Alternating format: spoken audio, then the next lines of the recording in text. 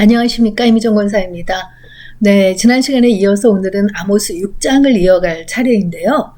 아모스 5장에서는 이스라엘이 받을 심판에서 살 길이 무엇인지를 알려주는 그런 장이었죠.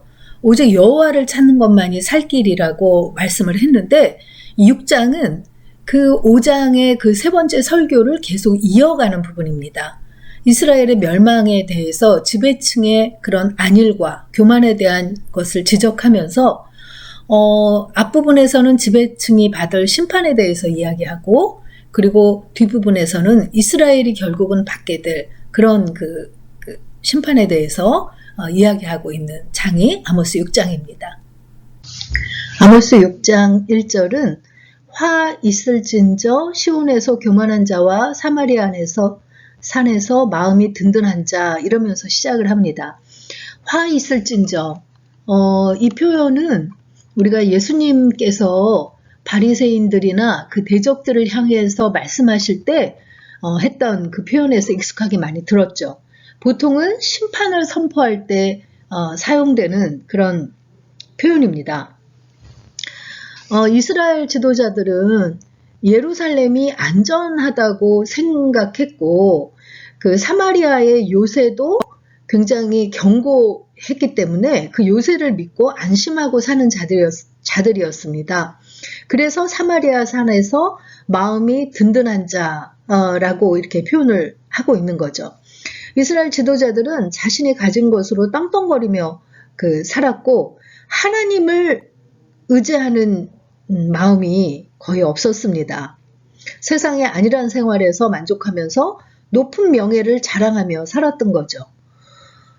시온이 안전하다고 생각하고 거기에서 사는 자들이라는 거는 남쪽 유다 나라의 지도층 인물을 말하고, 사마리아의 요새만 믿고서 안심하고 사는 자들은 북왕국 이스라엘의 지도자들을 말하는 것입니다. 그러니까 지금 1절에서는 남북의 지도자들을 다 지금 이렇게 질책하고 있는 그런 내용이라고 할 수 있죠.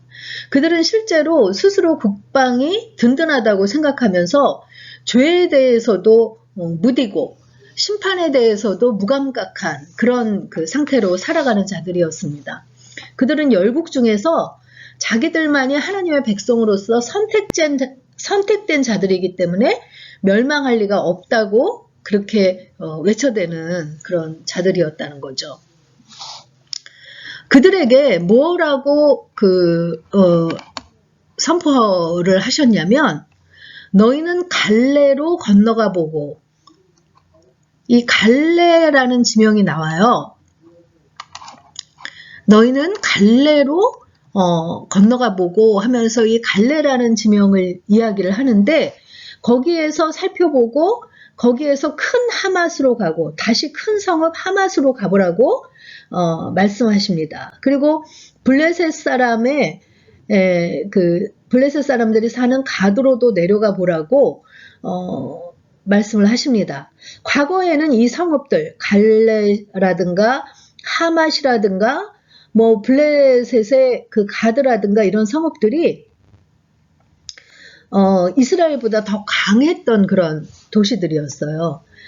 갈레라는 도시는 니므롯이 시날 땅에 건설한 그런 도시였는데, 나중에 아수르에게 합병된 도시입니다. 그러니까 아수르의 그 성읍에 가보라고 말씀하신 걸 알 수 있죠. 그리고 거기보다 더 큰 성읍 하맛으로도 가보고 블레셋으로도 가보라 하면서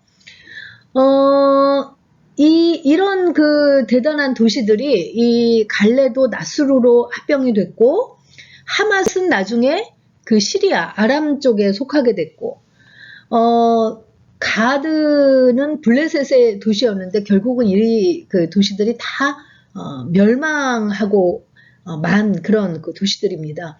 그 이유는 그 도시들의 지도자들의 죄 때문에 그랬다는 거예요. 그런데 이스라엘도 지금 지도자가 이렇게 하나님을 의지하지 않고 교만하고 죄에 무딘 상태이기 때문에 그들도 그 이스라엘도 결국은 멸망할 수밖에 없다는 그런 그 선포를 하고 계시는 거죠. 그래서 아모스가 저들의 이스라엘의 멸망의 확실함을 깨닫게 하려고 이 앞서 말한 그 도시들을 언급한 것이라고 하는 것을 알 수 있습니다.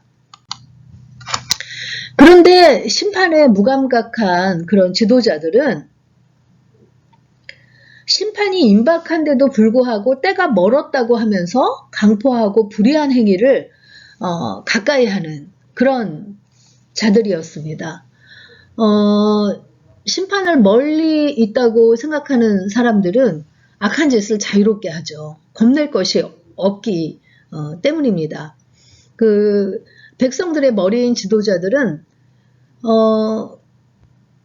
잘 백성들을 다스리고 나누고 해야 되는데 이기적인 욕심만을 채우고 향락과 사치를 일삼았다는 거죠.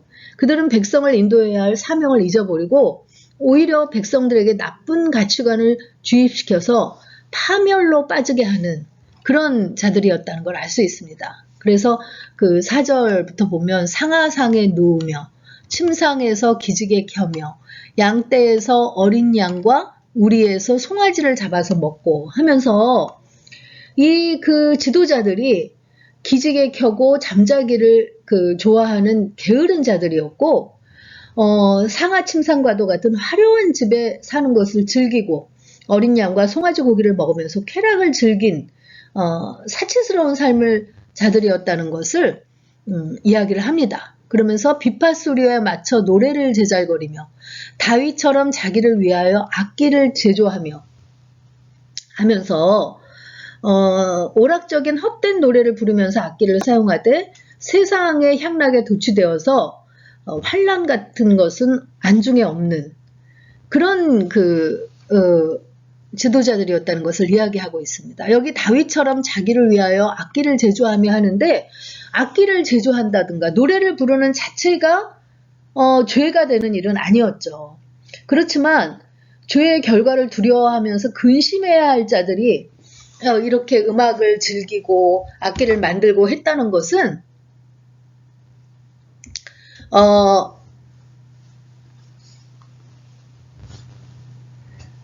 하나님께서 죄로 여기고 지적하는 그런 내용일 수 있다고 하는 것이죠. 계속해서 6절에도 보면 대접으로 포도주를 마시며 귀한 기름을 몸에 바르며 라고 표현하고 있는데 포도주를 마신다든가 귀한 기름을 몸에 바르는 것 자체가 나쁜 일은 아니라는 거죠.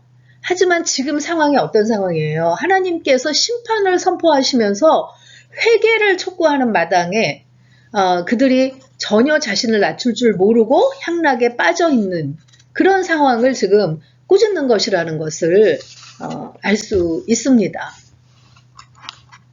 그러면서 요셉의 환난에 대하여는 근심하지 않은 자로다.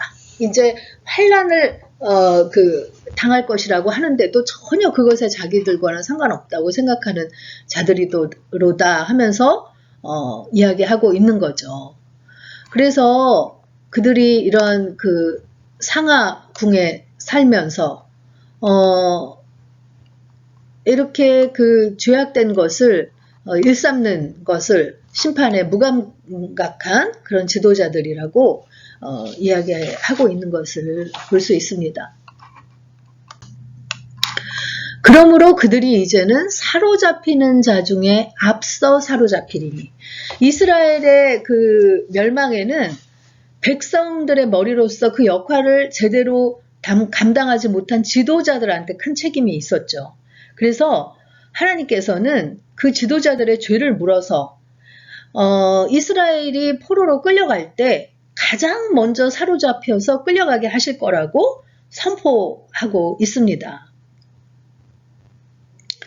그러니까 마음껏 흥청대던 잔치가 끊어질 것에 대해서 기적에 차는 자의 떠드는 소리가 그치리라 하면서 말씀하고 있는 것을 볼 수 있죠. 그러면서 만군의 하나님 여호와의 말씀이니라 주 여호와가 당신을 두고 맹세하셨느니라 하면서 이 그 심판의 말씀이 만군의 하나님 여호와의 말씀이라고 하시면서 이 그 성읍과 거기에 가득한 것들을 원수에게 넘기리라 하면서 세상 영광의 중심을 두고 사는 그런 그 하나님 나라의 백성들을 대적에게 맡기실 거라고 그러면서 여기 중간에 보면 주 여호와가 당신을 두고 맹세하셨노라 라는 표현이 있는데 이런 심판이 분명하게 이루어질 것을 하나님께서 확실하게 나타내기 위해서 스스로를 가리켜서 맹세하셨다는 것을 알 수 있는 거죠.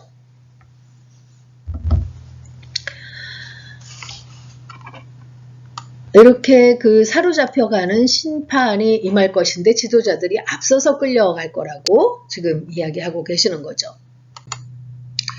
그러면서 10절에 보면 그 앞에 9절에도 한 집에 10사람이 남는다 하여도 다 죽을 것이라 라고 이야기했는데 10절에 죽은 사람의 친척 곧 그 시체를 불사를 짜가 그 뼈를 집 밖으로 가져갈 때에 그 집 깊숙한 곳에 있는 자에게 묻기를 아직도 있느냐 하면 대답하기를 없다 하리니 그가 또 말하기를 잠잠하라 우리가 여호와 이름을 부르지 못할 것이라 하리라 라는 표현이 있어요. 잘 읽어보면 굉장히 그 암담한 상황이라는 걸 알 수 있죠.